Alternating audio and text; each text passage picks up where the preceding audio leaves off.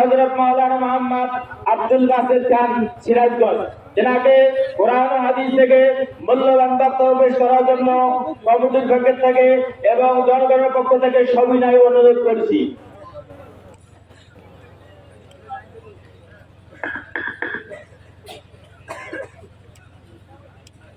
السلام عليكم ورحمة الله وبركاته. وعليكم السلام.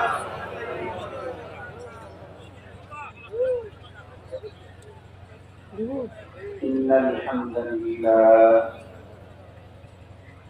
نحمده ونستعينه ونستغفره ونؤمن به ونتوكل عليه ونعوذ بالله من شرور أنفسنا ومن سيئات أعمالنا من يهده الله فلا مضل له ومن يضلل فلا هادي له ونشهد أن لا إله إلا الله وحده لا شريك له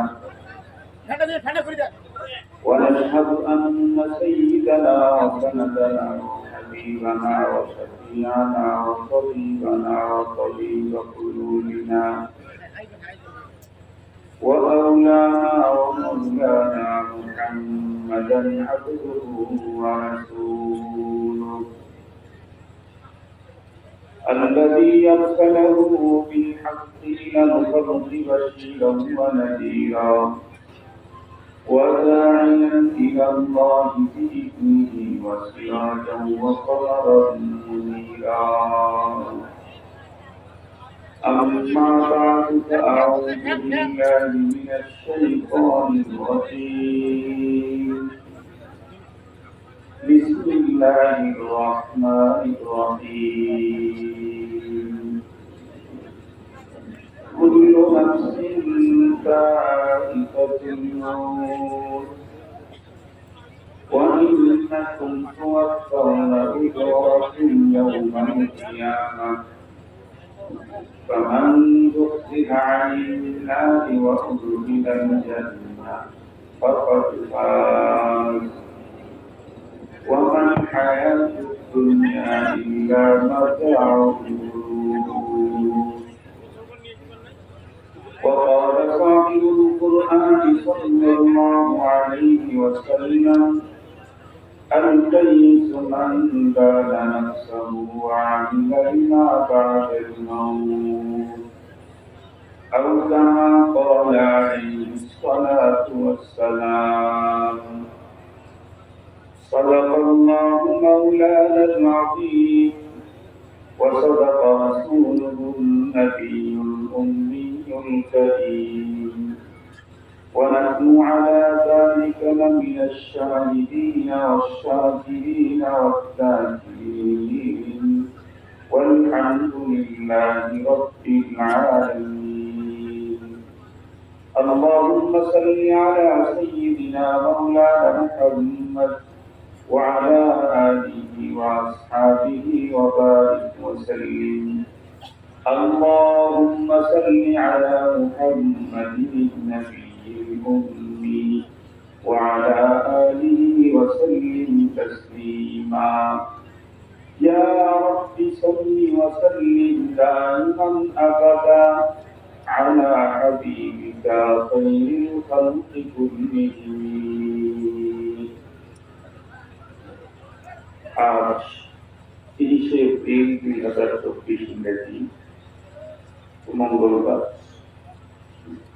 সলিম হাফিজ আইনুল উলুম কওমি এতিমখানা মাদ্রাসা লীলাবতীর ইন্তেজামে আয়োজিত ওয়াজমাহফিলের শ্রদ্ধাভাজন সম্মানিত সভাপতি মুআজ্জাজ হযরত হুজুর উলামায়ে কেরাম, বিভিন্ন দিন মাদ্রাসা থেকে আগত আলিম সালাবান, বিভিন্ন অঞ্চল থেকে সমাগত সম্মানিত সুধী, সর্বপ্রথম মহান আল্লাহ পাকের দরবারে আলিশান লাখো কোটি শুকর যে রব্বে করিম বড় দয়া করে মায়া করে ভালোবেসে আমাদের হায়াতকে দীর্ঘায়িত করে আজকের এই মুহূর্ত পর্যন্ত সুস্থ সবল রেখে দুনিয়ার নানা ব্যস্ততাকে পিছনে ফেলে রেখে দিনের নিষ্পত্তি কোরআন পাকের মুখাপ্পতে জান্নাতি আয়োজনে রসুল ঘোষিত সাম্প্রতিককালের শ্রেষ্ঠ মানুষ ওলামায়ে কেরামের মজলিসে আমাদের উপস্থিতির সুযোগ করে দিয়েছেন। এ কারণে আমরা দিন থেকে মহান রবের শুকরিয়া আদায় করছি। জবান খুলে ভক্তি সহকারে মুখাপ্পত নিয়ে আবেগের সাথে সকলেই পড়ে নিই আলহামদুলিল্লাহ। সম্মানিত উপস্থিতি, আপনারা সম্ভবত বাদাল মাগরিব থেকে হযরত উলামায়ে কেরামের জবানে গুরুত্বপূর্ণ দ্বীনি আলোচনা শুনছিলেন। মাহফিলের একদম শেষ মুহূর্তে আল্লাহ পাক আমাকে আপনাদের খেদমতে উপস্থিত করে দিয়েছেন। আমিও মহান মালিকের মহাগ্রন্থ কোরআনুল কারীমের সূরা আলে ইমরানের 185 নম্বর আয়াতে কারীমা তেলাওয়াত করেছি। নবী করিম সাল্লাল্লাহু আলাইহি ওয়াসাল্লামের জবানে মুবারকের আহাদিস মুবারকা থেকে একখানা হাদিসের অংশ বিশেষ পাঠ করেছি। মহান মালিক যদি আমাকে দয়া করেন তাহলে তেলাওয়াতকৃত আয়াত এবং কথিত হাদিসকে সামনে নিয়েই সংক্ষিপ্ত সময় কিছু জরুরি দিনে আলোচনা শেষ করব। আপনারা দোয়া করেন যাতে করে মহান রব আমাকে তথ্য সমৃদ্ধ ইখলাসপূর্ণ অত্যন্ত গুরুত্বপূর্ণ দিনে আলোচনা তৌফিক দান করেন। আমিন। আপনারা নাযিরিন, আমি তো আপনাদের পুরাতন মুখ। একটা সময় তো আমার সবচেয়ে বেশি বিচরণ ছিল রংপুরে। যখন আমার জবান ছিল, শক্তি ছিল, আমি লাইনের গাড়িতে বাসে আসতাম, স্ট্যান্ডে নেমে ভ্যান নিয়ে বিভিন্ন প্রোগ্রামে যাইতাম। দেখতে দেখতে দেখতে দেখতে এখন বুড়োদের কাতারে চলে 50 বছর পেরিয়ে গেছে। ডিসেম্বরের 30 তারিখে সড়ক দুর্ঘটনায় আমার পা সমস্যা হয়, 4টা আঙ্গুল কাটা পড়েছে। এখনো পরিপূর্ণ সুস্থতা আসে নাই, তবে আলহামদুলিল্লাহ পরিপূর্ণ সুস্থতার কাছাকাছি চলে আসছে। এ কারণে লম্বা টাইম এভাবে পা ধরে রাখতে পারি না, পা ফুলে যায়। বিভিন্ন ইটি পড়া আছে, তারপর ফুলে যায়, কষ্ট হয়। এ কারণে অনেক লম্বা বয়স ওয়াজ হবে ইনশাআল্লাহ 1 ঘন্টা। অল্প সময়ে কথা বলতে একটু গুরুত্বের সাথে কথাগুলি শুনতে হবে। আপনাদেরকেও আমি চিনি, আপনারা আমাদেরকে চেনেন, তাই না? নতুন যদি কেউ হতো তাহলে তাকে চিনার একটা বিষয় ছিল।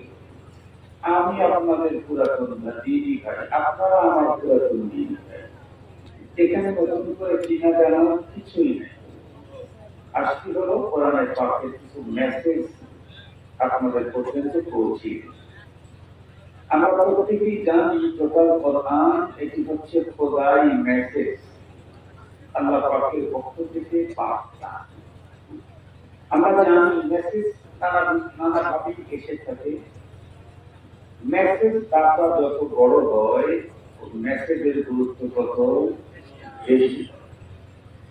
কখনো মেসেজ আসে জনপ্রতিনিধি মেম্বারের পক্ষ থেকে, কখনো চেয়ারম্যানের পক্ষ থেকে, কখনো উপজেলা পরিষদের চেয়ারম্যানের পক্ষ থেকে, কখনো এমপির পক্ষ থেকে, কখনো প্রতিমন্ত্রী, কখনো মন্ত্রী, কখনো প্রাইম মিনিস্টারের পক্ষ থেকে।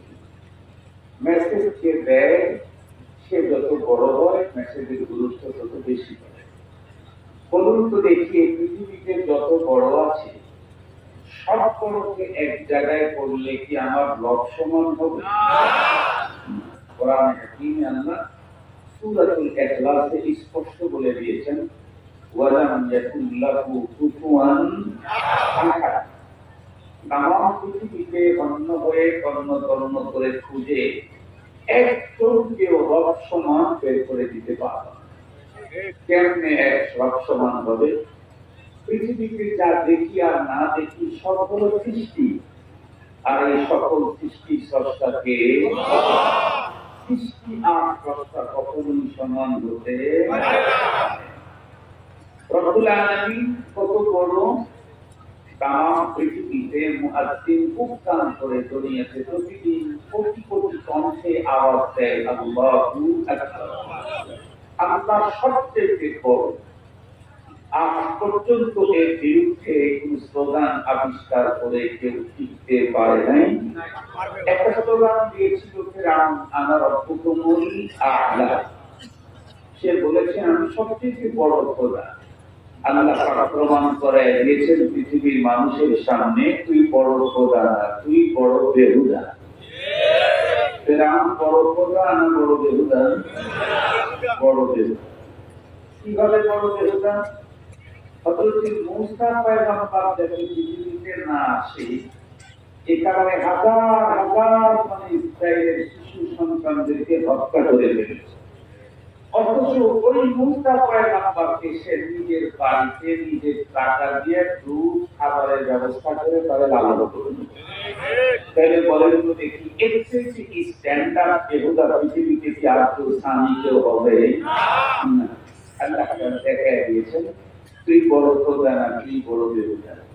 ফখরান হাজির, ফিরআউন সারা জীবন আনা রাব্বুকুমুল আ'লা স্লোগান দিলেও ফালাম্মা আদরাকাতুল হক কোরআন শরীফের মধ্যে আছে, ফিরআউন যখন ডুবতে লাগছে, সারা জীবন তো পানি পান করতে এই এই এই এই কি বলে এই কথাটা দিয়ে এই জায়গা দিয়ে টন টন পানি পান করতে সারা জীবন। যখন সমুদ্রের ভিতরে এখানে পানি না ঢুকে উপরে ছিদ্রি দিয়ে যখন ঢোকা শুরু করছে, তাতে কয়জন পানি ঢুকতে পারে? ফিরআউনের নাকে কত বড় নাক, এক টন পানি কি ওখানে ঢুকছে? এক জগ, এক বদলু, অল্প কিছু পানি। এটার পরিবর্তে এই জায়গায় ঢুকছে। তখন ও কি বলে তা জানেন? ও তখন বলা শুরু করছে, ওগো আল্লাহ, আমি নিজে খোদা সাজার সাপ মিটে গেছে, আমি এখন এলান দিচ্ছি আমানতু বিল্লাযী আমানাত বিহি বানু ইসরাঈল। বনি ইসরাঈল যে আল্লাহর উপরে বিশ্বাস আনছে, আমি সেই আল্লাহর উপরে বিশ্বাস আনলাম। এই কথা বলার সাথে সাথে আল্লাহ তাআলা বলেন আন কথাটা আসলে এখন তুমি এই স্লোগান দিয়ে তো আল্লাহ হবে না, কারণ টাইম শেষ হয়েছে। টাইম শেষ হয়েছে, এখন আর স্লোগান দিয়ে লাভ হবে না। স্লোগানটা যদি আগে দিতাম তাহলে কাজ হয়ে যেত। বলতেছিলাম আমার বর্তমান পৃথিবীতে কেউ নেই। আমি যে আয়াতে কারিমা পড়েছি, এই আয়াতে কারিমাতে আমাদের রব আমাদেরকে মেসেজ দিয়েছেন চারটা। কয়টা মেসেজ? কোন সূরা? সূরা আলে ইমরান আয়াত নাম্বার 185। মেসেজ কয়টা? চারটা। এই চারটা মেসেজ কি কি এটা পড়লেই আমার ওয়াজ শেষ। ফখরান হাজির, সবচেয়ে বড় মজার কথা হলো এই পৃথিবীতে আল্লাহকে অস্বীকার করার লোকের অভাব নাই। আমাদের দেশে আছে না নাই? আছে। তাম দুনিয়াতে রব অস্বীকার করার লোক আছে, অতীতেও ছিল, এখনো আছে, আগামী দিনে আরো কমবে না বরং বাড়বে। কোরআনকে অস্বীকার করার লোক আছে, ইসলাম দ্বীন রাসূলকে অস্বীকার করার লোক আছে। কিন্তু বড় মজার কথা হলো রব্বুল আলামিন এই আয়াতে যে চারটা মেসেজ দিয়েছেন, এর প্রথম মেসেজটাকে অস্বীকার করার মতো মানুষ পৃথিবীতে আগেও ছিল না, এখনো নাই, কিয়ামত পর্যন্ত একজনও আসবে না।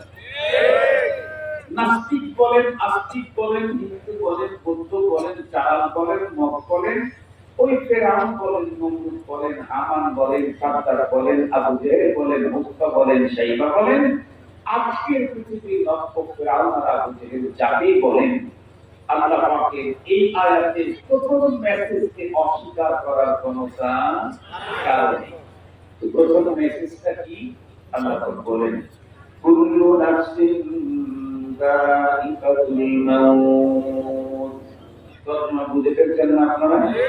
শতকরা কমপক্ষে 85% লোক তর্জমা বুঝছেন। পুরা কোরআনের তর্জমা না বুঝলেও কোরআন শরীফের একটু তর্জমা ম্যাক্সিমাম লোকই বুঝে। আল্লাহ কি বলেন? আল্লাহ মেসেজ দিলেন প্রতিটি প্রাণীকে মৃত্যুবরণ করতে হবে। যার প্রাণ আছে তার মরণ আছে। যার প্রাণ আছে তার মরণ আছে। প্রাণী তো অনেক কোয়ালিটি। কিছু প্রাণী এতটাই ক্ষুদ্র স্মল সাইজ, যেগুলি আমাদের স্বাভাবিক চোখে আমরা দেখতে পাই না। এত ছোট প্রাণীও আল্লাহ পাক তৈরি করেছে। মজার কথা হলো, প্রাণী অত ছোট হলে কি হবে? ওর যেমন জীবন আছে, ওর তেমন যৌবন আছে। এত ছোট প্রাণী তারপরেও যৌবন তার আছে। সে বংশ বিস্তার করে, নিজের ইচ্ছায় এক জায়গা থেকে আর এক জায়গায় স্থানান্তরিত হতে পারে। এই ছোট প্রাণীগুলো যেমন মরে যাচ্ছে, মরে যাবে। পৃথিবীর সবচেয়ে বড় প্রাণী যেগুলি, এগুলি কি বেঁচে থাকবে না? আমরা প্রত্যেকেই ছোটবেলা থেকে হুজুরদের কাছ থেকে শুনেছি